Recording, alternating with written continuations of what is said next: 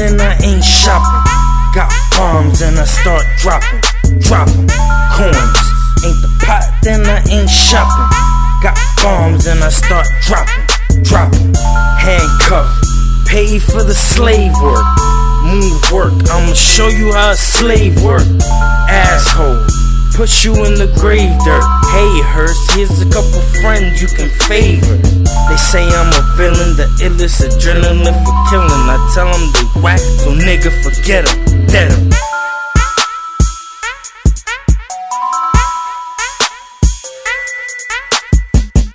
Coins, ain't the pot, then I ain't shopping.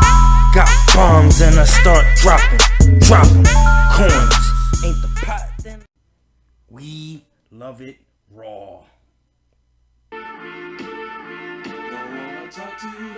Hope I don't get sued. Copyright infringement. I got in trouble last week because I put a G Unit song in there. So let's see if I get away with it this week. I don't fuck with you, you don't fuck with me, nah. Nigga talk just in my cup of tea, yeah. Don't shoot shit, I'ma shoot a bitch, yeah. Nigga. Don't shoot shit, I'ma shoot a bitch, yeah. I don't fuck with you and you know it, show it. 4D whip stolen, rolling, 4-5 I told it, blowing, leave your head split open, swollen, knots on in your noggin, popping, deuce, my pocket, rocket, break it down, rocket, chop it if the feds come. Yo, what up? What up? Mr. Galdero from Watch the Pot YouTube. Watch the Pot Cast on YouTube. And no Chris Corey this week again. Come on, Chris Corey. You're the future. You're supposed to predict the show, man. That's what you're here for. And I have a super secretive, silent man in the room. That's a guest host, but he's not going to say anything, so hopefully we get him to say something by the end of the show. His name is the one and only L.I.L. Lil Ro. Check out Roro's Crown on YouTube. It's probably hard to find, but it's not on Watch the Pot YouTube. You gotta look for it. Roro's Crown. But first Chingo Bling ever. Better than Chingo Bling. So, this is We Love It Raw Wrestling Review. Excuse me, my friend.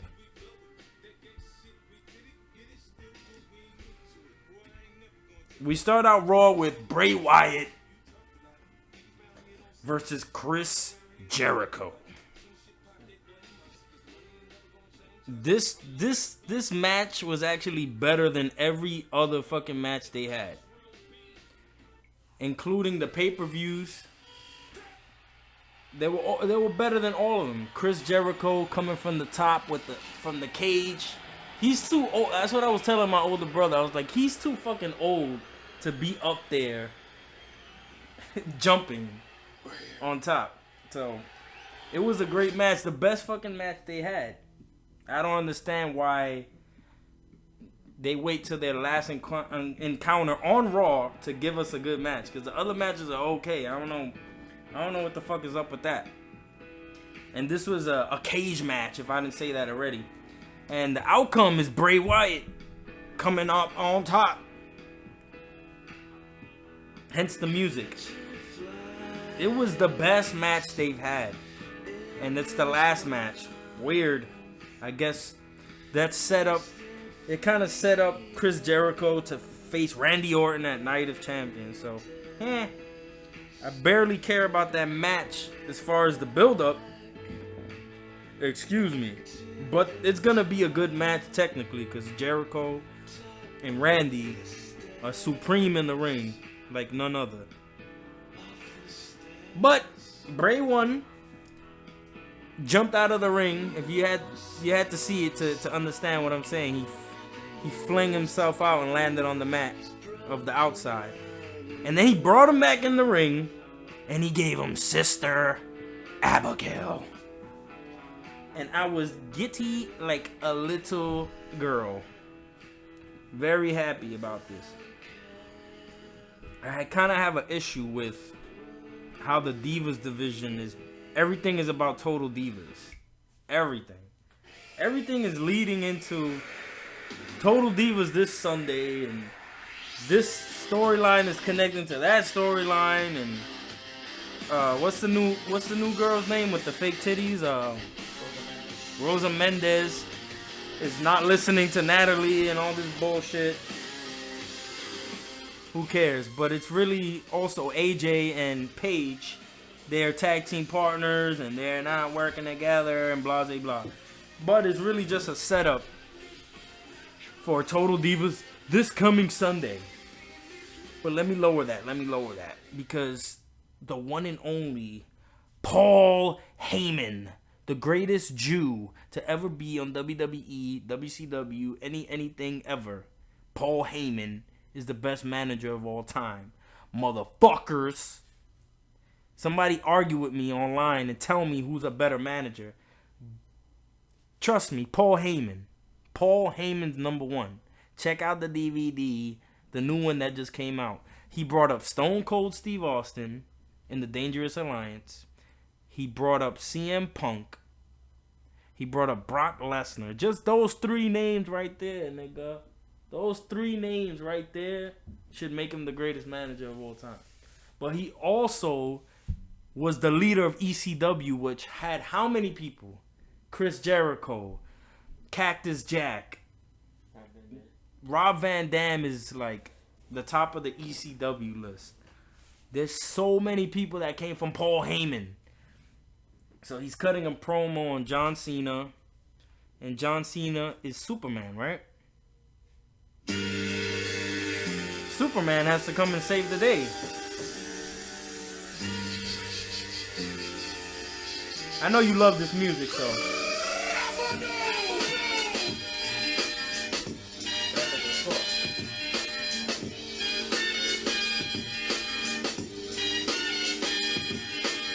Your time is up, my time is now.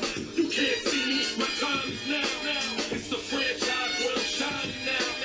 You can't see me, my time is now. In case you forgot or fell off, I'm still hot, knock your shell off. My money stacked fat, plus I can't turn it swell off. I know you love that music, Lil Ro. I had to play that for you because you're in the C Nation. But anyway. That's like that.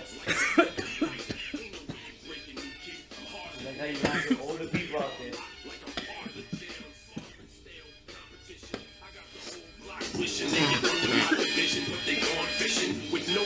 Amped up yet? You don't see him right now, but he's doing the whole John Cena thing. He's running back and forth, and he's doing like the whole thing. He's about to put his hands up right now. 1, 2. Oh shit, if you was here, you would see that he's doing exactly what John Cena does. He's too shy to say it, but his time is now.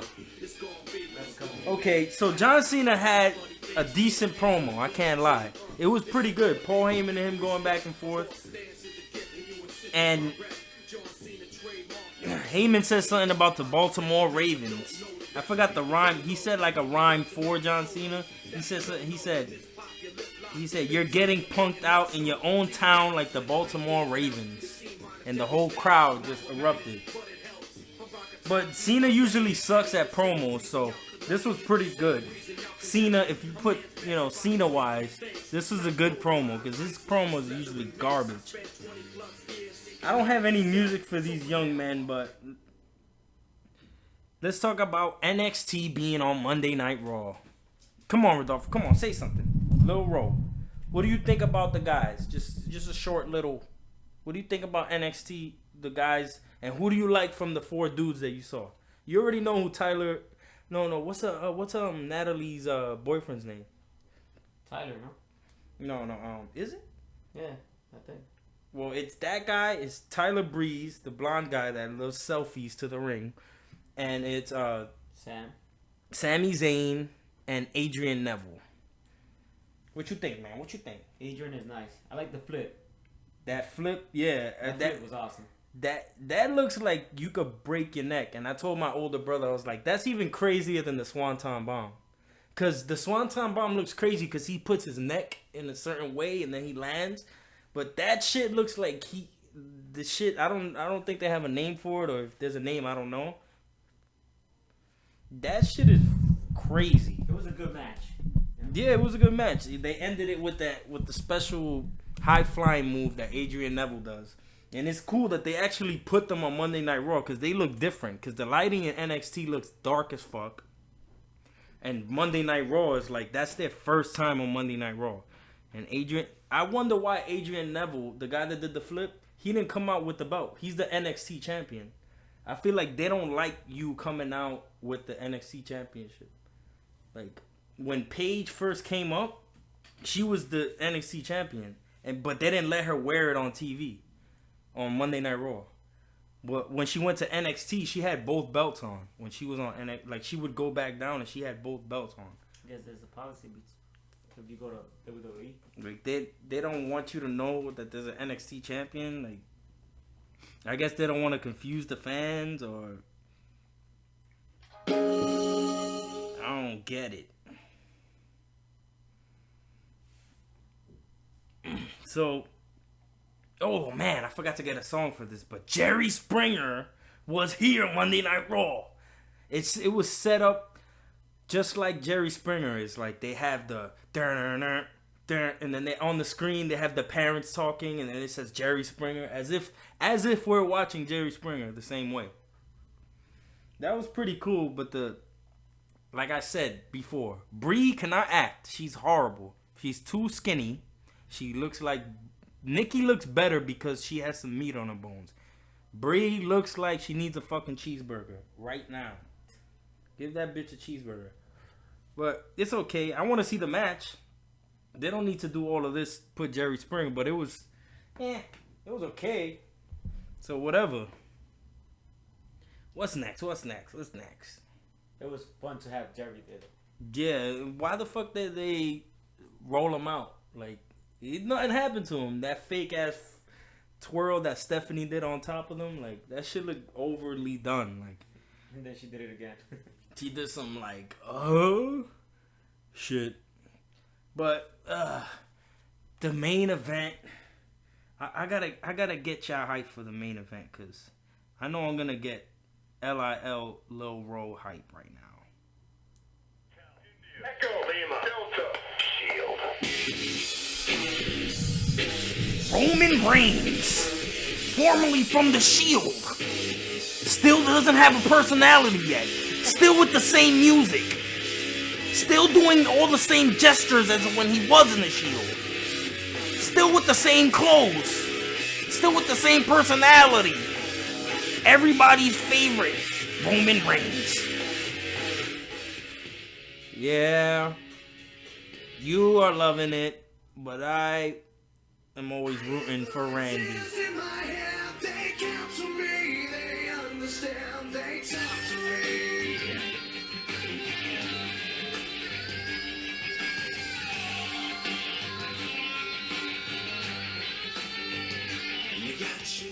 Randy Orton. The match to me was like, who cares type of shit. I was looking forward to Raw finishing so I can hurry up and watch the Monday Night War. Or was it? No, it was WWE Countdown.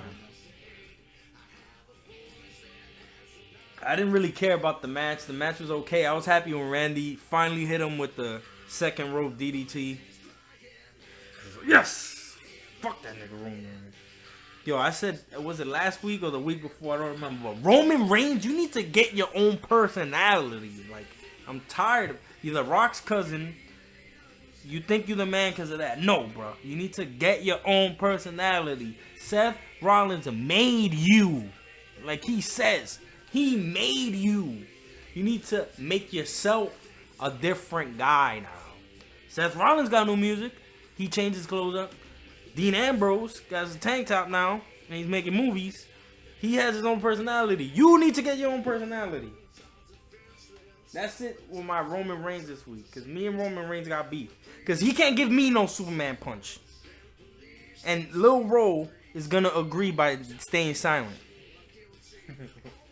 You see? Every time he's silent, that means he agrees. Just to let everybody know. And everybody's going to hate me and show up. Oh, so you saying everyone's going to hate me? Nigga, fuck Roman Reigns. You need to step it up because supposedly he's going to face Brock Lesnar at WrestleMania 30. He's not ready. Yeah, that's the plan, to build it up to WrestleMania 31. Like, Brock Lesnar's gonna keep beating everyone till WrestleMania 31. It's too long. No, it's fine if they put the right opponent. But not Roman Reigns. He's not ready. He needs a whole nother year of getting ready for a match like that. I think Daniel's gonna come back. Yeah, Daniel Bryan will be... fuck this shit.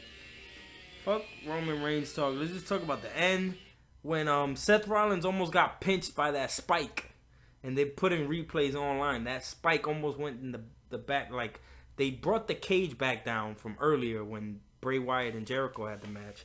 And the spike that just adjusts, keeps it stable, was on Seth Rollins' back. And this guy told me that they stopped it because they kind of... But even if they stopped it late, it still would have went down his back. Like, he would have had a hole in his back. So, he's quick enough to move away. Seth Rollins is the man. He's the best guy from The Shield. And everybody knows it. He got the in-ring skills. He knows how to talk shit.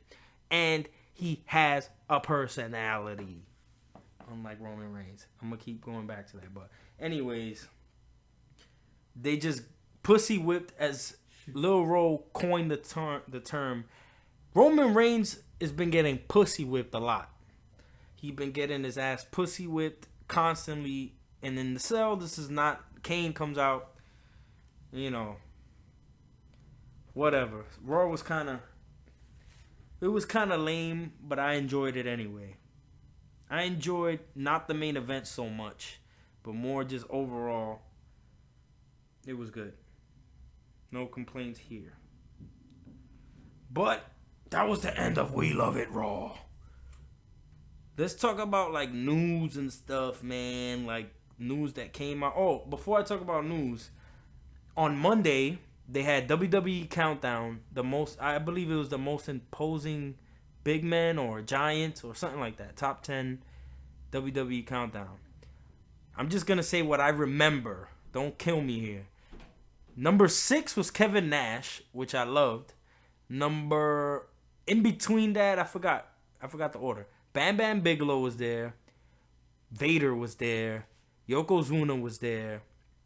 I believe Big Show was number 3. Number 2 was Undertaker. Number 1 was Andre the Giant. The first inductee into the WWE Hall of Fame ever is Andre the Giant, and now he's the number 1 imposing giant or whatever the countdown is called. The next day, I couldn't wait because they had another episode of Monday Night Wars. WWE versus WCW in the Attitude Era. And this episode was about Mick Foley. And it was pretty cool. They showed vignettes that I never saw. Like videos of when he set up to come in. They showed stuff that I never saw as a kid. Like stuff that was pretty cool. I thought I knew it all. Then they have right after that they had WWE Countdown for the second day in a row, which is pretty cool. And it was top 10 general managers of WWE.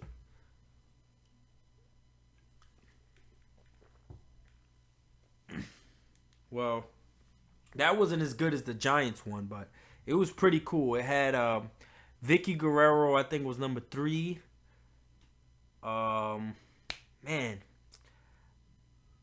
Teddy Long was like number 4 or something like that. You know who Teddy Long is, right? The black bald guy that used to be general manager of SmackDown. Booker T? No, He used to be with Booker T. he used to be with Booker T, yeah. And number 1, no, I think number 5 was Stone Cold Steve Austin. And then number 1 was Mick Foley. So this was a big night for Mick Foley in the WWE Network. He basically got the whole Tuesday night dedicated to Mick Foley. And this is the perfect segue. Mick Foley writes a thank you letter to Vince McMahon. After seeing those episodes, both kind of dedicated to him, I'm going to just read this straight from the man's mouth. Dear Mr. McMahon, thank you. I am beyond grateful and feel that this episode of The Monday Night War might just be the bridge that brings me back home to the WWE. Hard to believe that such an amazing bridge can be built for only $9.99 a month. Sincerely, Mick Foley, 3-time WWE champion. End quote. So that was pretty cool. Mick Foley obviously has the WWE network because he responded really fast. Seeing it, and he's like responded to Vince McMahon, and they had tension, Foley and Vince McMahon, because Foley doesn't hold his tongue back and he says whatever he wants about WWE. Tragic news, people. I don't know who this wrestler is, but Sean O'Hara, I hope I'm saying it right, former wrestler of WWE and WCW, has committed suicide. And Triple H made a statement also. I would feel bad if I knew who he was, but you can't win them all. You really can't. And the last of the news outside of what WWE is telling you is Kurt Angle is to make a big contractual announcement in 2 weeks.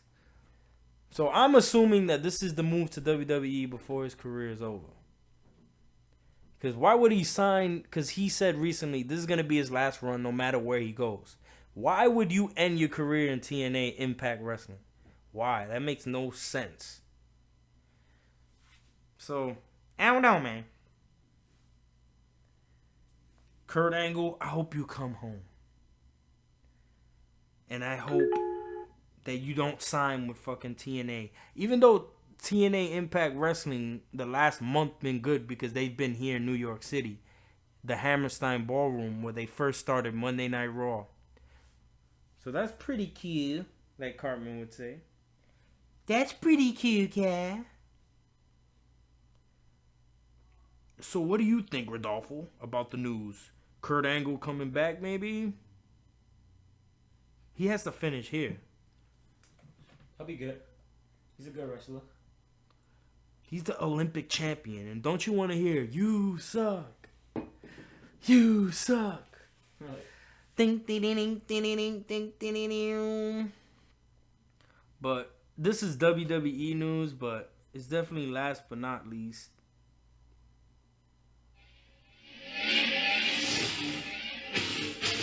Brock Lesnar is coming next week to Monday Night Raw. He's barely on TV. He barely does anything. He only does pay-per-view. So for him to be on Monday Night Raw 2 weeks, is it this Monday? This not this Sunday, but the Sunday after is the pay-per-view? Okay, yeah. So Brock Lesnar is showing up. And obviously, I assume Paul Heyman's going to be there.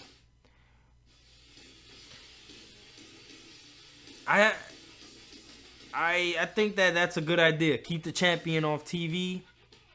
Make people want Brock Lesnar to be there, motherfuckers. Understand this. What do you think, Rodolfo? Who's going to win at Night of Champions? Your savior, John Cena, or the Beast incarnate, Brock Lesnar? Brock is gonna win. What? You're not in the C Nation? You made that up. No, you were doing like they didn't see it. They didn't see it, but you were like, your time is now. You were like whispering it, and you like, What? yeah, you did the whole gimmick. Yeah. You did the hustle, loyal, respect hand thing, this gesture with the 3 fingers up, the blood sign. That you did that in my room. You just did that. At Stovetop Studios. This is my room in Stovetop Studios. You have to understand, we in a professional studio. Brock is gonna win. Okay. But you still like John Cena, just for the record. Yeah. But anyways, Brock Lesnar's obviously gonna win. If John Cena wins, that's bullshit. Cause how the guy that beats the Undertaker is just gonna fucking lose that fast? It makes no sense. He has to win all the way to WrestleMania to make Undertaker look like, okay, at least he lost to a guy that's kicking everybody's ass. It can't just be like you make the Undertaker's career look like shit. He has to stay champ till WrestleMania. And I think the best scenario is Daniel Bryan. Like you said earlier, Daniel Bryan is the best to take the belt again, second year in a row. Daniel Bryan wins the WWE World Heavyweight title. Whoa. That was scary. But anyways, that was We Love It Raw. My co-host that has nothing to say, Lil Lil Ro is in the house. Throwing his signs up like he gangster. Throwing them signs up, nigga. Throw them signs up, nigga. Throw them signs up. This is Mr. Caldero and his Lil Ro. And hopefully we got Chris Corey here next week. And if we don't, we'll figure it out eventually. But keep it you see, he said it. He knows that you're the future, Chris. If you're listening, he knows. People in the hood know you the future. Like, get your facts straight. You're the future. You're the show off, and you're also the bad guy, Chris Corey. You need to come back, bro. And Venus, you've been gone for a horrible amount of time. I know you're busy, but I need to buy some mic and leave it at your house. And we will figure this out, brothers. So, as Chris Corey quoted, and I'm just going to give him a service with his quote, keep it real and keep it raw.